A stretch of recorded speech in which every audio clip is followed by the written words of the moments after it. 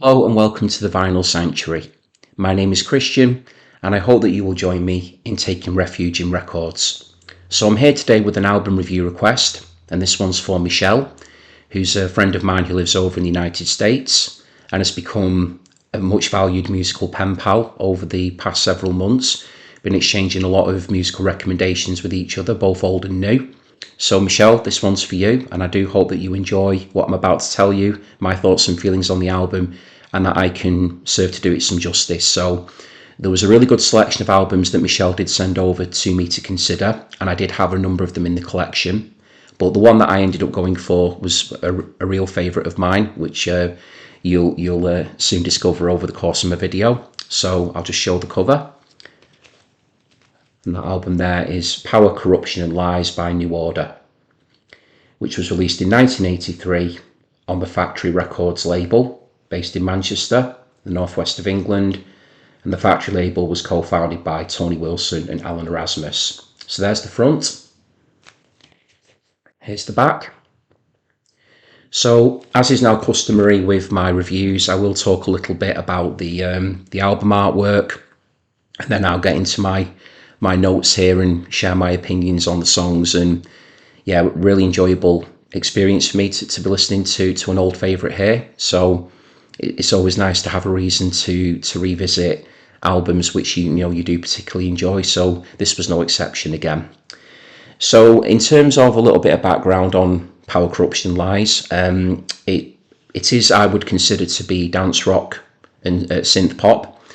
It's a big leap forward from their 1981 debut movement, New Order. So by this stage, Gillian Gilbert had joined the ranks here with Stephen Morris, Bernard Sumner and Peter Hook. She joined New Order from the get-go after the previous three had been known as Joy Division alongside Ian Curtis. So Movement for me was more of a guitar-oriented album. For me, it felt very much like it was still, there was one foot still in the Joy Division camp, and the identity that New Order went on to forge was still very much in its embryonic state. It definitely hadn't fully formed, and the leap between Movement and Power, Corruption and Lies in terms of the musicality on display, the growing confidence of the band, which I will talk about in my commentary, was huge. A quantum leap, really. Some seismic shifts have been going on. I think that the introduction of Gillian Gilbert, although she's obviously present and very much part of the process on Movement, I do feel that her influence perhaps and contributions were coming more to the fore on this particular album, and then continue to be of huge importance right through New Order's career.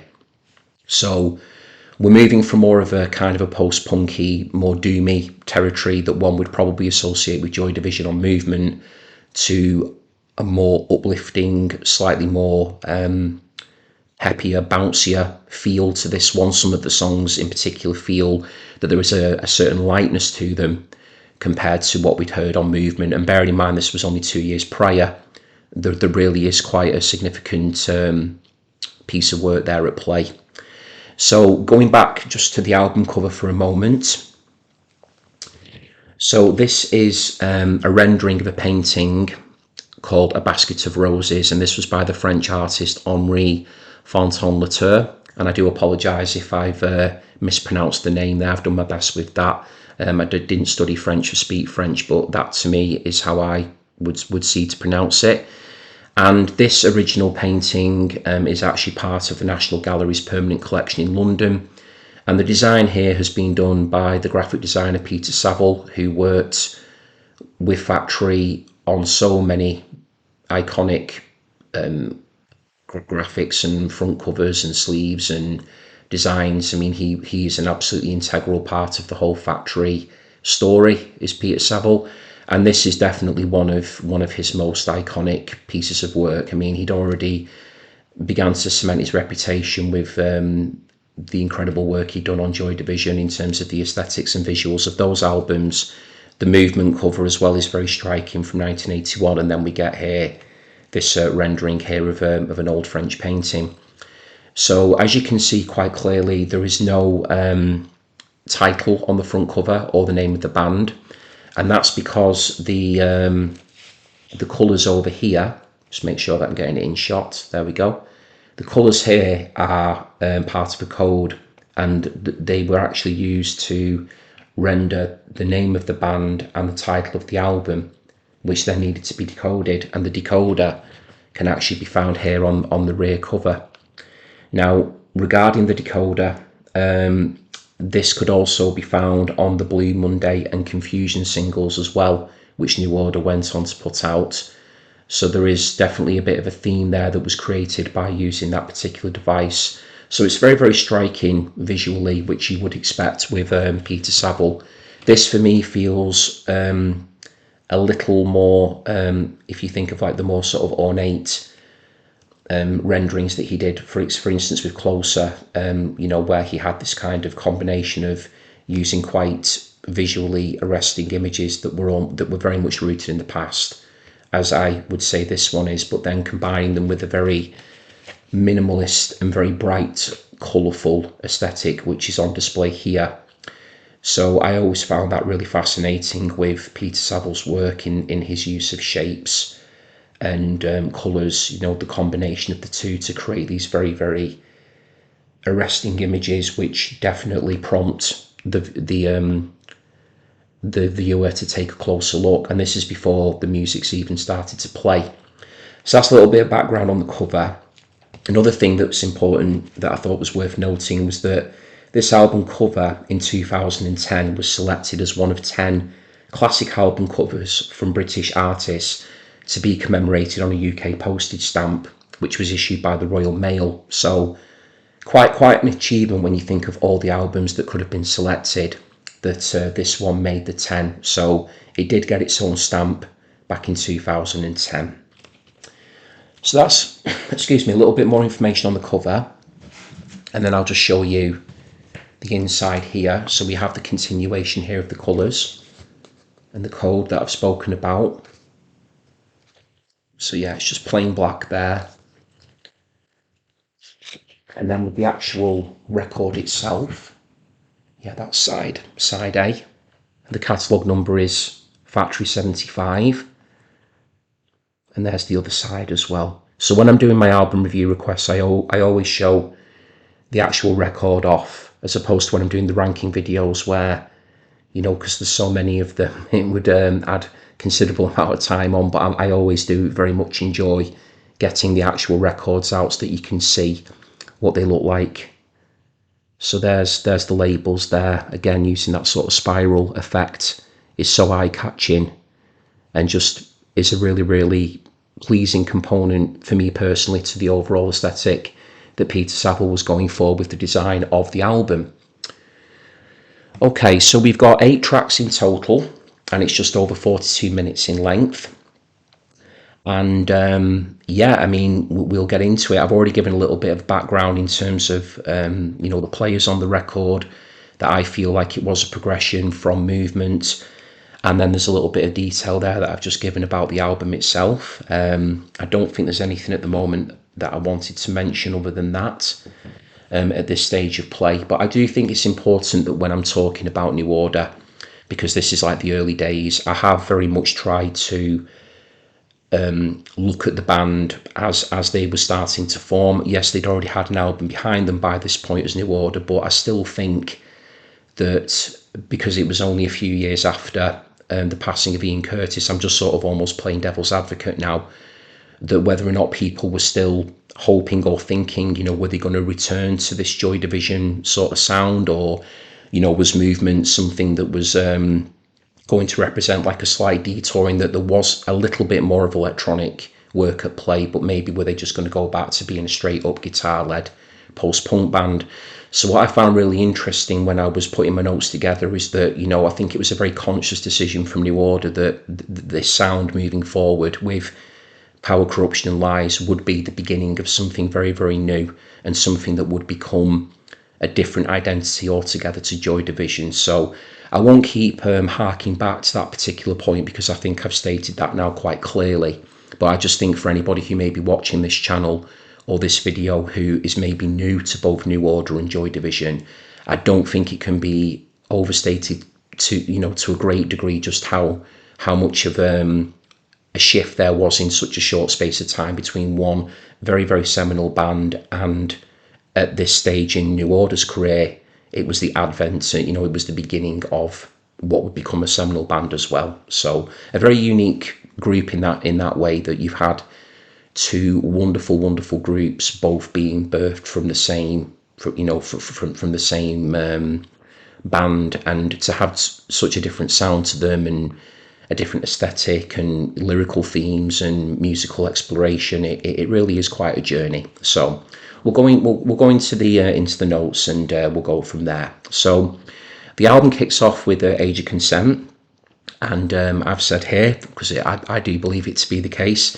that it's 5 minutes and 15 seconds of synth pop dance rock bliss.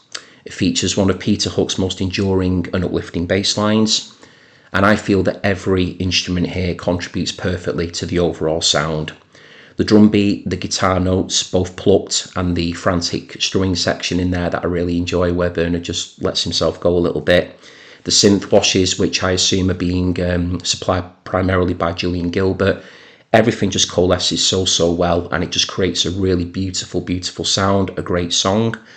The track fascinates me in that it's very much, I feel, a vocalist who's finding his own identity. So with Movement, I felt that Bernard Sumner was still continuing to sing in a voice that very much had echoes of Ian Curtis to it. It was this sort of baritone, a very sort of, I wouldn't say like a typical or a cliched post-punk voice, because I never thought that was the case with Ian Curtis, but I think it's very true to say that there were vocalists that did come after Ian Curtis that have certainly taken on his vocal stylings, and they've almost tried to sing in that type of way, almost because it's kind of become the norm to do so if you happen to make music that's in a slightly post-punk or gothic kind of style. I mean, I can think of a number of vocalists, I won't name them now, who I feel have taken a lot from Ian Curtis and almost tried to imitate him to some degree. And I think with Bernard Sumner,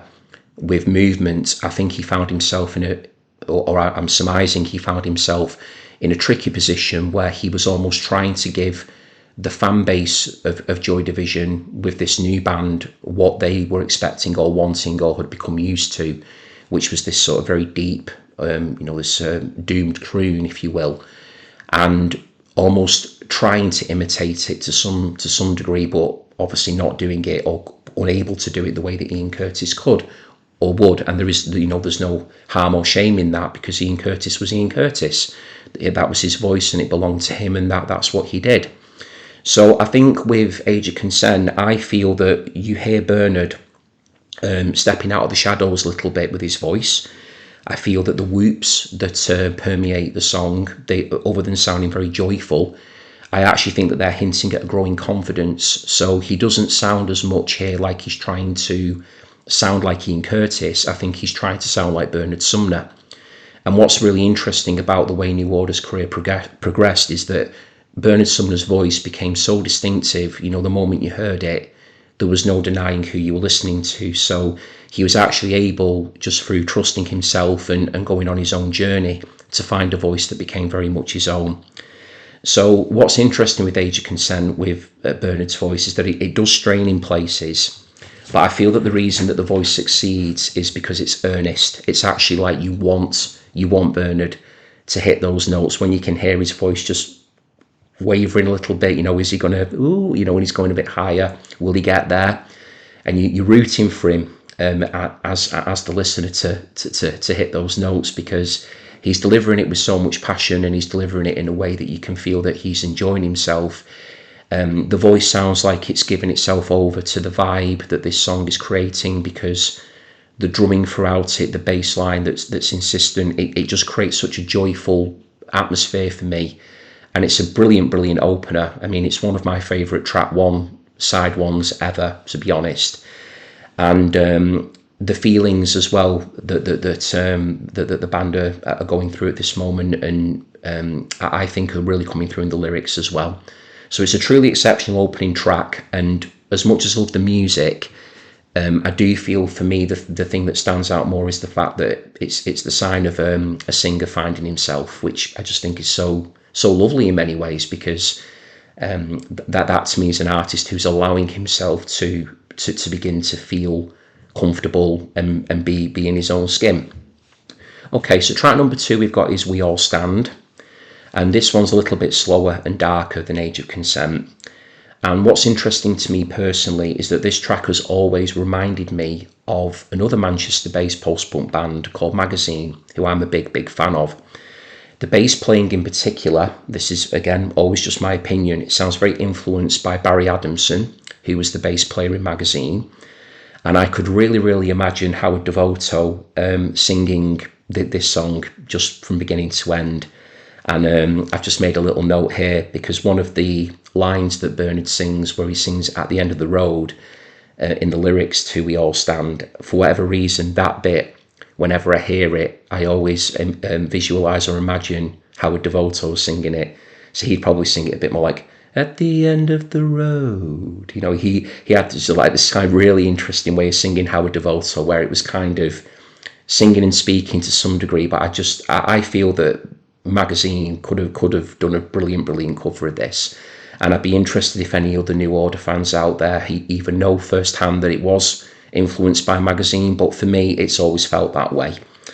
I've also made a note that I feel that Bernard's voice here sounds a little more controlled than on Age of Consent, which I think is in keeping with the less bouncy nature of this track. So because Age of Consent was requiring Bernard to sing with a little bit more velocity and to sort of, get quite a lot of words into phrases quite quickly and passages of music, because this one slows things down a little bit, I do feel that it lends itself to Bernard being able to sing it with a little bit more restraint, a little bit more control.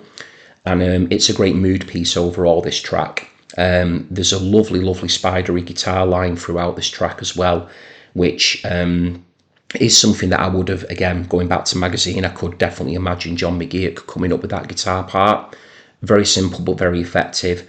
And whenever I hear this particular guitar bit, it does sound like it's crawling, literally as a spider would do, all over the other instruments which are at play in the track. So We All Stand is a brilliant follow-on from Age of Consent. So at the moment, we've got a really strong start to this album. Then we get into the third track, which is The Village. And the pace picks up again, and there is a line in it, a lyric that says, "Oh, our love is like the flowers," and that always makes me think of the front cover for obvious reasons, because he's singing about the flowers. So whenever it's playing, I've got that painting firmly in my mind. The synth programming on this song really shines through for me. It's very tastefully done. And I love the slightly militaristic rhythms in Stephen Morris's drum work before it then gives into the next track. So The Village just sort of, goes along, doing what it's doing. Really nice piece. Again, a good continuation of We All Stand. But then it kind of morphs slightly into track number 4, which is 586. And for anybody interested as to the origins of the name of this track, 586 is the name of the sequence of bars in the song Ecstasy, which comes a little later. And musically, for obvious reasons, this song is often compared to Blue Monday, because they do share similar sequencing. The overall vibe of this track is similar to Blue Monday, so it is, it's quite an uplifting song in terms of its musicality. I've always found Blue Monday to be a really uplifting, ultra danceable song, although there are slightly darker elements to Blue Monday, certainly with the choral lines in there and things. But overall, I do find Blue Monday quite danceable and quite joyful. But maybe that's just something about me, especially given the fact it's called Blue Monday, and a lot of people associate obviously blue with being, that you're feeling blue, but that's just me. So one of the interesting things, and what I do like about 586 as being track 4 on an 8-track album, is that I think the positioning of it is good.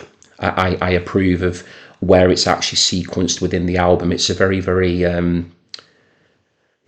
significant place, I feel, for the album, because putting it right in the middle, I just feel that in terms of the mood, the vibe, the pace that's been created by tracks 1 to 3, it just slots correctly. I think if it had been maybe used a little bit earlier or a little bit later, it just wouldn't have the same impact as I personally think 586 does in its actual position.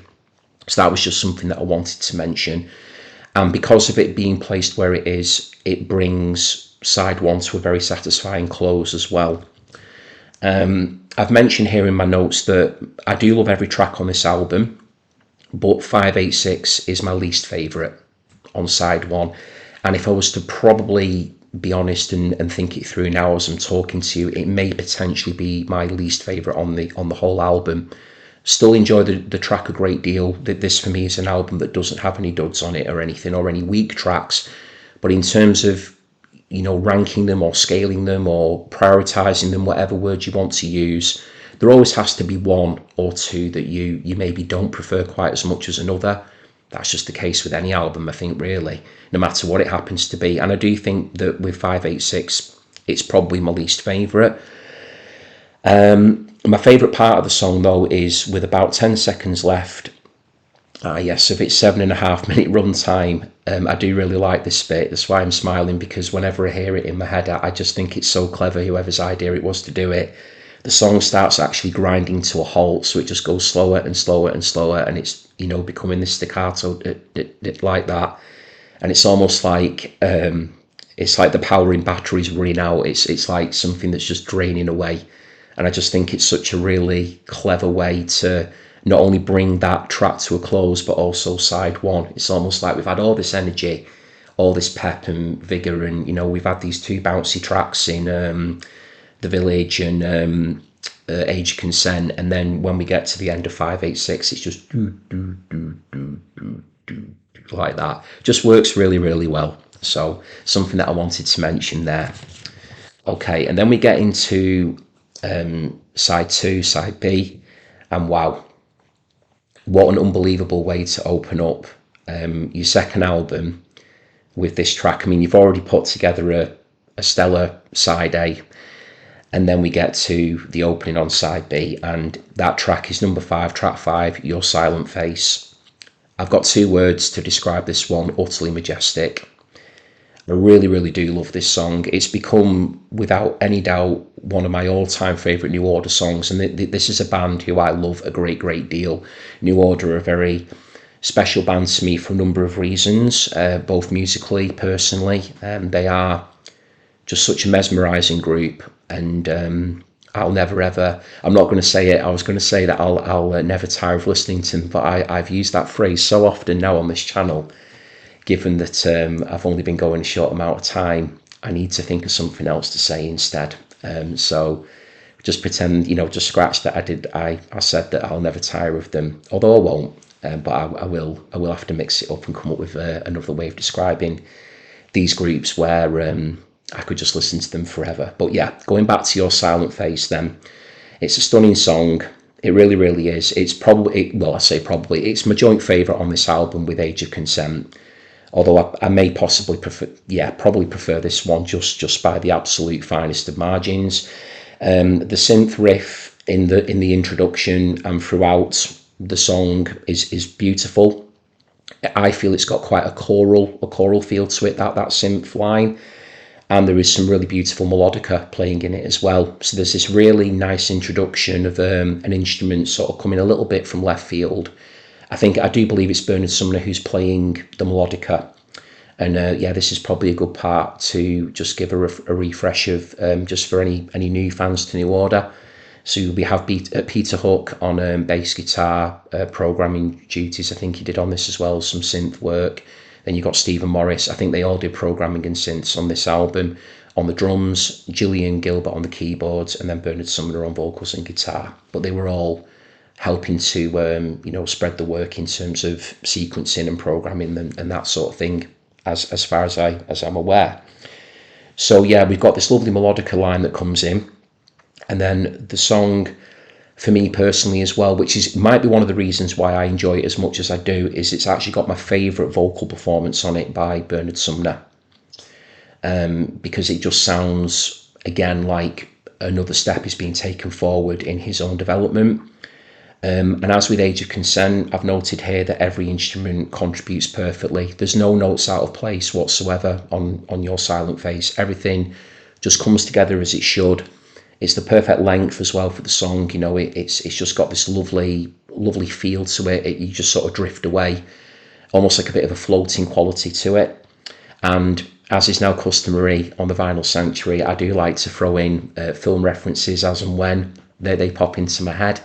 I've done that quite a few times now. So my film reference for this review is that the song was used to great effect in the 2008 film Bronson, which starred Tom Hardy and was directed by Nicholas Winding Refn. And that film is about Charles Bronson, the British prisoner, as opposed to Charles Bronson, the Hollywood actor. For anybody who's not seen Bronson, it's a very, very interesting, intriguing character study. And it has other songs on there that are very enjoyable on the soundtrack, including It's a Sin by the Pet Shop Boys as well. So that's my movie reference done and dusted. So tick there for that. And another thing that I've noted about Your Silent Face before I move on, because I could wax lyrical about this song forever, is that I think one of the biggest assets of the track, along with obviously the synth line, the arrangement, the pacing of it, Bernard singing, the lyrics as well are lovely, is Peter Hook's bass playing. It's very restrained on this track. The notes are very, quite carefully, very almost studiously picked. I mean, Peter Hook is an incredible bassist. I mean, he is, he to me, to the bass is what, a Jimmy Page is to the guitar, or a Richie Blackmore, just a person who can churn out classic riff after riff after riff. I mean, there are so many bass lines and melodic parts that Peter Hook has done over his career. It's untrue. He really, really is an exceptional writer of riffs. Absolutely awesome. And the way that he executes them as well.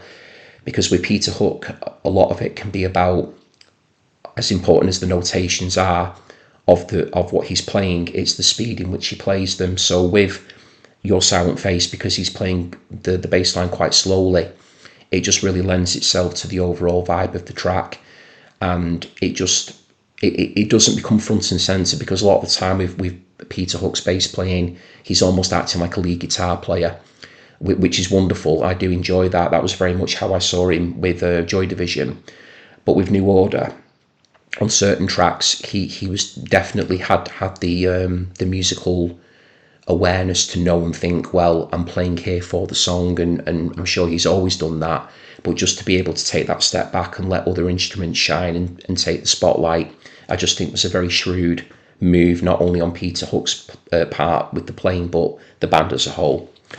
Okay, so track number 6, we've got Ultraviolence, and I've said here in my notes, there's quite an ominous tone to this one, as the title would suggest. A song called Ultraviolence. The lyrics talk, the lyrics talk of years gone by, which I think is actually a prevailing theme on the album. So the passage of time pops up quite a lot in the lyrics of this record.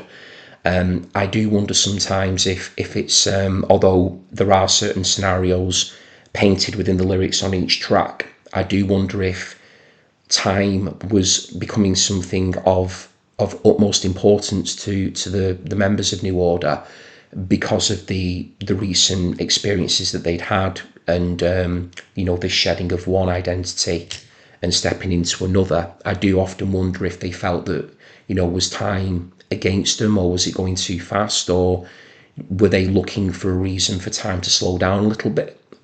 I'm not too sure, but it has always fascinated me that there is definitely references to time throughout this album, and Ultraviolence is no exception to that. I enjoy the dance rock feel of this particular track, and it does make me want to dance. So even though it's quite dark and it's quite a slightly more gothic tone to it, if perhaps we can say gothic. I mean, I'm not saying I'm not saying it's like full on Joy Division or anything like that, but there is certainly a darker quality to it compared to some other songs. But when I hear it, I do feel like it's got a great beat to it, and it does make me want to dance about. So again, maybe that just explains a little bit more about the type of music I can and do gravitate to. Okay, I am gonna press on with these last two songs because my voice is, excuse me, my voice isn't playing ball today, and I haven't got water, so, and I don't believe in all this editing. I like to just do it as it is, and just get the videos done. I know that there's some wonderful editors out there, but sometimes I see videos and it's just edited to the point where, you know, they're in different positions and every and is edited out, and I just prefer it to feel a little bit more natural. So if the odd cough does come into play every now and again, please do excuse me with that. Okay, so track number 7, the penultimate track, is Ecstasy. And I think this is a nice continuation of Ultraviolence in that it sustains the mood really, really effectively. So, you know, we've had Your Silent Face, which is, you know, a slower number, Ultraviolence again, a little bit darker, and then we come to Ecstasy. So I do feel, in comparison to side A, side 1, we're getting a slightly slower tone on side 2. I love the electronically treated voice on this track, on Ecstasy, as it provides a slightly blissful quality. So even though there's a slowing down of mood and of pacing, I actually find that quite blissful, in that things just kind of being, you know, just sort of let everything just sort of settle down a little bit after the sort of the buoyancy that we've had on the other side. The driving bass in this one is really, really enjoyable, though. That does inject some energy into the track to a degree, but not as to overwhelm it or to be, again, going back to Your Silent Face. You know, the bass line isn't dominating the track, it's just there, but it is giving some energy and providing a little bit of momentum. And I think that the programming in general on Ecstasy is superb. There's slight echoes of Blue Monday in it towards the last minute or so. There is just these little sort of notes that begin to creep in, that you just hear them and you think, yeah, that sounds like a bit of a snatch there from Blue Monday. And, you know, that's kind of prevalent throughout the album, actually. You can see that maybe at this point, New Order is still getting to grips with programming, and perhaps, you know, just because they'd found a sound with Blue Monday, the track, that was so magical and worked so brilliantly, they were maybe just repurposing little bits and pieces of that for other songs as well. No shame in that. Lots and lots of bands do that. I mean, Dave Davis from the Kinks, for instance, along with Ray Davis, I mean, he completely repurposed the riff of You Really Got Me for All Day and All the Night and got 2 classic songs out of it. So a lot of musicians do that. And again, I'm only surmising here, but I just think that every now and again, when you hear these little slight Blue Monday-isms, I will call them, throughout the album, I find them very enjoyable. I don't find them in any way out of place. I don't find them repetitive.